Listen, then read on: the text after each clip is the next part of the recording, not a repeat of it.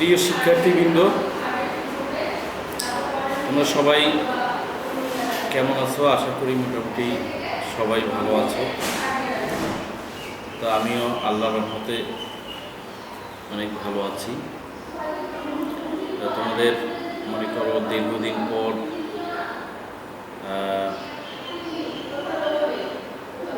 হয়তোবা physically class শুরু হবে সামনে। তার আগে আমরা আবারও আগের মতোই নিয়মিত যে তোমাদের অনলাইন ক্লাসে সবাইকে স্বাগতম।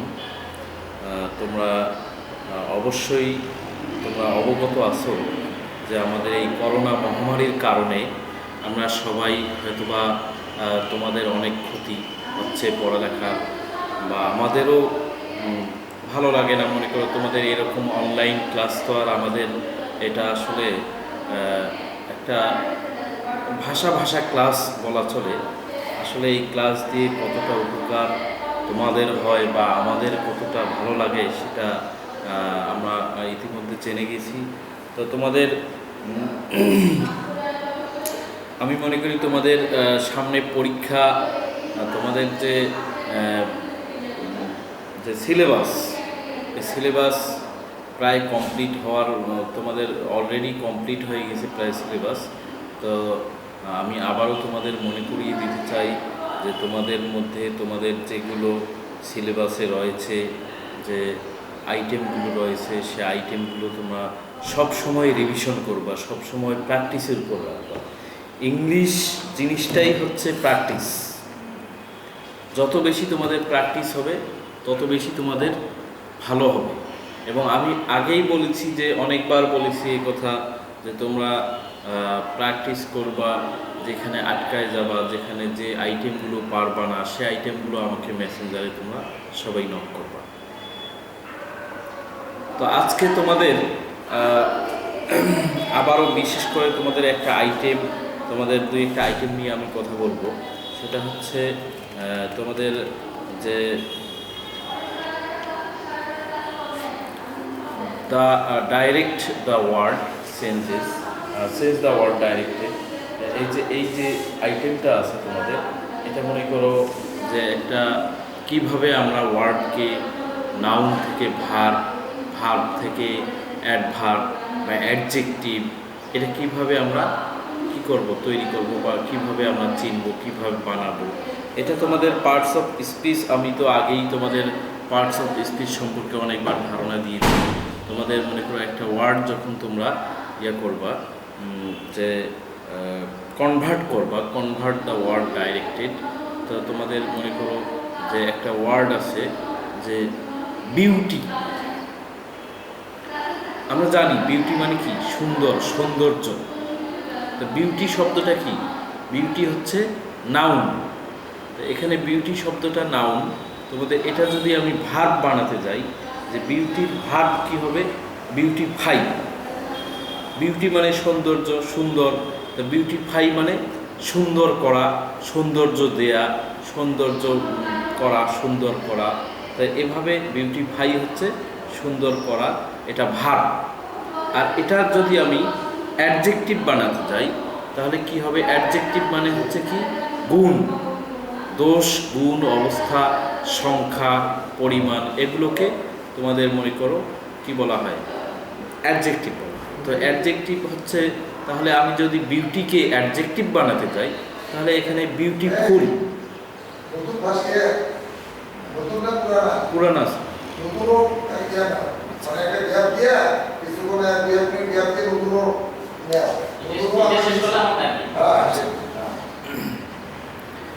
তোমাদের এই মনে করো যে বিউটি, এখানে বিউটিফুল হচ্ছে সৌন্দর্য, যেটা beautiful. The girl is very beautiful, মেয়েটি খুবই সুন্দর। এখানে সুন্দর, বিউটিফুল, এখানে বিশেষণে বিশেষায়িত করা হচ্ছে যে মেয়েটি খুব সুন্দর। তাহলে এটা হচ্ছে অ্যাডজেক্টিভ। তা এটার আমরা যদি আবার কি বানাতে যাই? অ্যাডভার্ব বানাতে যাই। মনে করো অ্যাডজেক্টিভ বিউটিফুল, অ্যাডভার্ব যদি আমরা বানাতে যাই, তাহলে এটা কি? বিউটিফুলি, বিউটিফুলি আর একটা এল ওয়াই লাস্টে যোগ করে দিলেই এটা কি হয়ে যাবে? অ্যাডজেক্টিভ। অ্যাডজেক্টিভ হচ্ছে বিউটিফুল আর অ্যাডভার্ব হচ্ছে বিউটিফুলি। তো এভাবে আমরা কি করতে পারি? অ্যাডভার্ব বানাতে পারি।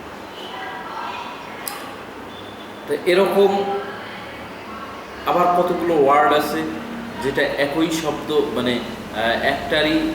একটাই ফর্ম কিন্তু দুইটা পার্টস অফ স্পিচে রয়েছে।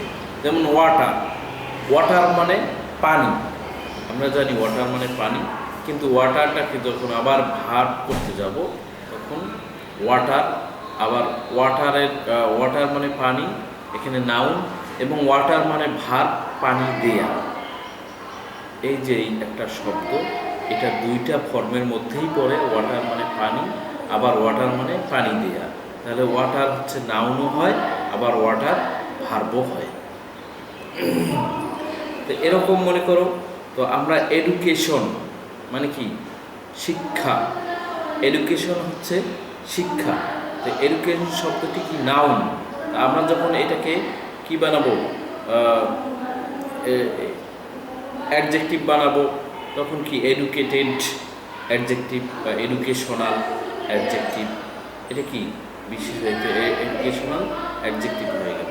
তো এভাবে আমরা তোমাদের, আমি আগে বলেছি যে তোমাদের যে প্রশ্ন, তোমাদের যে আপাতত বইটা দেয়া হয়েছে, তোমাদের এই বইয়ের মধ্যে যে ফর্মগুলো আছে, এই যে চেঞ্জ দ্য ওয়ার্ড, ডাইরেক্টেড, যে এখানে যে শব্দগুলো আছে, তোমরা এগুলো সবসময় কী করবো? প্র্যাকটিস করবা। আর তোমাদের যে ইতিমধ্যে যে বিগত সালের কোশ্চেনগুলো রয়েছে, সেই কোশ্চেনগুলোর মধ্যে তোমাদের যে এই আইটেমগুলো রয়েছে, এই আইটেমগুলো খাতায় লিখে লিখে, বিশেষ করে তোমরা খাতায় লিখে লিখে বেশি বেশি করে প্র্যাকটিস করবো। মনে করো একদিনে একটা আইটেম ধরলাম, বা একদিন একটা আইটেমের 5টা ওয়ার্ড তুমি নিলাম, যে একটা আমি আইটেম সিলেক্ট করলাম, চেঞ্জ দ্য ওয়ার্ড ডাইরেক্টেড, এই আইটেমটা আমি থেকে 5টা ওয়ার্ড আমি দিনে কি করব? শিখব। 5টা ওয়ার্ডের ফর্ম আমি শিখব। যে একটা 5টা ওয়ার্ড আমি শিখব খাতায়, সেই 5টা ওয়ার্ড আমি কি করে নিলাম? লিখে নিলাম, সে অর্থ সহ এবং সে ফর্মগুলো সহ আমি লিখে নিলাম, সেই 5টা ওয়ার্ড শিখলাম। এভাবে যদি তোমরা যে তোমাদের বিগত সালের কোশ্চেনগুলো আছে, সেগুলো থেকে তোমরা প্রতিদিন অ্যাটলিস্ট 5টা বা অ্যাটলিস্ট 8টা, একটা করে সালে 4টা করে ওয়ার্ড আছে, একটা করে সালে যদি 4টা করে ওয়ার্ড থাকে, তোমরা সেই 4টা করে ওয়ার্ড প্রতিদিন 2টা করে ওয়ার্ড, 2টা করে সালের ওয়ার্ড নিলে যে 8টা ওয়ার্ড, এই 8টা ওয়ার্ড তোমরা অতি সহজেই সেটা আয়ত্তে নিয়ে আসতে পারো, এবং অতি সহজেই তোমরা সেটা মুখস্থ করতে পারো, পড়তে পারো, এবং যেখানে যে সমস্যা হবে আমাকে মেসেঞ্জারে তোমরা নোট করো। তো এভাবে তোমরা প্রিপারেশন নেবে। তারপরে মনে করো আরেকটা কি আছে, আরেকটা তোমাদের আইটেম আছে। তারপরে item identification of the parts of speech. তা identification of the parts of speech এটা কি? এটা হচ্ছে যে তোমাদের একটা সেন্টেন্সের লাইনে একটা ওয়ার্ড আন্ডারলাইন করা থাকে, সে ওয়ার্ডটা কোন পার্টস অফ স্পিচ হবে সেটা তোমাদের সিলেক্ট করতে হবে, সেটা তোমাদের লিখতে হবে। তা কোন পার্টস অফ স্পিচের মধ্যে পড়ে? মনে করো 2 and 2 makes 4, 2 দিয়ে কি হয়? 4 হয়ে যায়। 2 and 2 makes 4। এখানে and, what kinds of parts of speech? and এর নিচে আন্ডারলাইন দেওয়া থাকলো what kinds of parts of speech and. তাহলে আমরা কি করব? এটা অ্যান্ডটা আমরা যেহেতু জানি এটা অ্যান্ড এখানে কি কনজাংশন হিসেবে ব্যবহার হয়েছে। অ্যান্ড হচ্ছে অ্যান্ডের অর্থ এবং। অ্যান্ড এখানে অ্যান্ডের নিচে যখন আন্ডারলাইন দেওয়া থাকবে তখন এটা আমরা নিঃসন্দেহে বলতে পারি যে এটা কনজাংশন। তারপরে মনে করো কতগুলো কনজাংশন নিয়ে যে কনফিউশন রয়েছে, যে এটা কনজাংশন হবে না প্রিপোজিশন। মনে করো যে বিফোর, তারপরে ফ্রম, বিফোর, ফ্রম, এই জিনিসগুলো মাঝে মাঝে কনজাংশন এবং প্রিপোজিশন দুইটাই ব্যবহার হয়ে থাকে। তারপরে বাই, যেমন তোমাদের যদি মনে করো পাস্ট পারফেক্ট টেন্স, যখন পাস্ট পারফেক্ট টেন্সে বিফোর শব্দটা ব্যবহার হবে, হ্যাঁ, বিফোর আফটার এই দুইটা পাস্ট পারফেক্ট টেন্সে সবসময় ব্যবহার হয়ে থাকে। তো যখন তোমাদের পাস্ট পারফেক্ট টেন্সের মধ্যে বিফোর এবং আফটার শব্দটা ব্যবহার হবে, তখন সে দুইটাকে আমরা কনজাংশন বলবো। বিফোর আফটার আমরা জানি প্রিপোজিশন, কিন্তু যখন পাস্ট পারফেক্ট টেন্সের মধ্যে বিফোর এবং আফটার ব্যবহার হবে, তখন অবশ্যই সেটা কনজাংশন হিসেবে গণ্য হবে। তাহলে উদাহরণ মনে করো, the police died after the theft died after the police had come. After the police had come, এখানে এই যে দ্য থিফট ডাইড, চোরটি মারা গেল after the police had come, police আসার পর। এই যে এখানে যে আফটারটা রয়েছে, এটা অবশ্যই আমরা কি বলবো, যদিও দেখতে প্রিপোজিশনের মতো, এবং এটা প্রিপোজিশন হিসেবে ব্যবহার হয় সবখানেই, শুধুমাত্র এই যে কিছু কিছু জায়গা যেমন এরকম এই পাস্ট পারফেক্ট টেন্স ছাড়া বাকিগুলোতে যখন ব্যবহার হবে তখন আমরা সেটাকে প্রিপোজিশন বলবো। কিন্তু এই পাস্ট পারফেক্ট টেন্সে যখন আফটার ব্যবহার হবে, the theft died after the police had come, তখন এই আফটারটা আমরা সেটাকে কনজাংশন হিসেবে আমরা সেটা লিখব, কনজাংশন হিসেবে গণ্য করব। তো তোমাদের এরকম মনে করো বিফোর শব্দটি, বিফোর মানে কি, পূর্বে, বিফোর মানে পূর্বে, আফটার মানে পরে। বিফোর শব্দটা যখন এরকম পাস্ট পারফেক্ট টেন্সে ব্যবহার হবে, যে the sun had rised after we reached the station, after we reached the station. তাহলে কি, যে সূর্য উদয় হওয়ার before we reached the station, the sun had rised before we reached the station.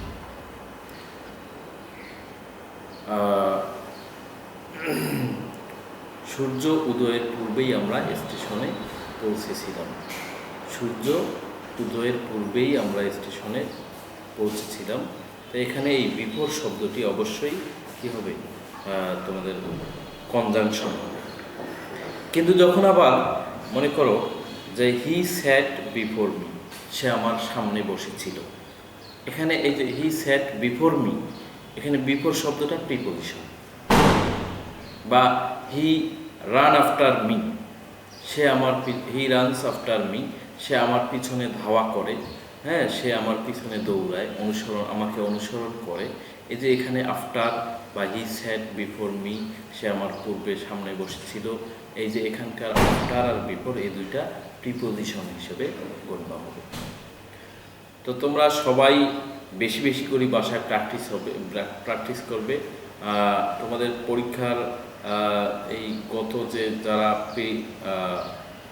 মানোন্নয়ন যারা দিয়েছিল, বা যাদের পরীক্ষা কিছুদিন আগে যাদের পরীক্ষা হয়েছিল, এই পরীক্ষার রেজাল্ট হয়তো বা তোমাদের এই দ্বিতীয় সপ্তাহেই, এই সামনের মাসের মাঝামাঝিতেই প্রকাশ হওয়ার কথা। প্রকাশ হলেই তোমাদের পরীক্ষা কিন্তু অতি শীঘ্রই সামনে পরীক্ষা অনুষ্ঠিত হবে, কোনো জবের পর পরীক্ষা হবে। তো তোমরা এর জন্য সবাই বেশি বেশি করে আর বসে থাকবে না, এবং তোমাদের হয়তো ফিজিক্যালি আমরা ক্লাস নেওয়ার চিন্তা ভাবনা করতেছি। ফিজিক্যালি তোমাদের ক্লাস অনুষ্ঠিত হবে ক্লাসেই, কলেজে এসেই। তো সেই প্রত্যাশায় এবং সবাই ভালো করে বাসায় পড়াশোনা করবা, যেখানে আছো বাসায় অথবা মেসে সবাই পড়াশোনা করবা। আর কলেজের যে নিয়ম নীতিগুলো থাকে সেদিকে সবাই তোমরা খেয়াল রাখবা। সেই নিয়ম নীতি বা কলেজের যখন যে নোটিশ প্রকাশ হবে সেই দিকে সবাই লক্ষ্য রাখবা, সেই অনুযায়ী তোমরা পড়াশোনা করবা বাসায়। তার কারণ তোমাদের অতি শীঘ্রই রেজাল্টের পরেই তোমাদের ফর্ম ফিল আপ শুরু হবে এবং তারপরে তোমাদের পরীক্ষা হবে। তো তার আগে ইনশাল্লাহ আমরা হয়তো ফিজিক্যালি ক্লাস তোমাদের শুরু করব, কিছুদিন ফিজিক্যালি ক্লাস হওয়ার পরেই তোমাদের পরীক্ষা নেওয়া হবে। তো তোমরা সবাই ভালো থাকবা, যে কোনো সমস্যা হলে মেসেঞ্জারে আমাকে নক করবা এবং বলবা, কোনো আইটেম কোনো পড়ালেখার কোনো সমস্যা হলেই তোমরা নক করবা, ইনশাআল্লাহ আমি সমাধান করার চেষ্টা করব। এই এসেই সবাই ভালো থাকো, সবাইকে খোদা হাফেজ, আসসালামু আলাইকুম ওয়া রাহমাতুল্লাহ।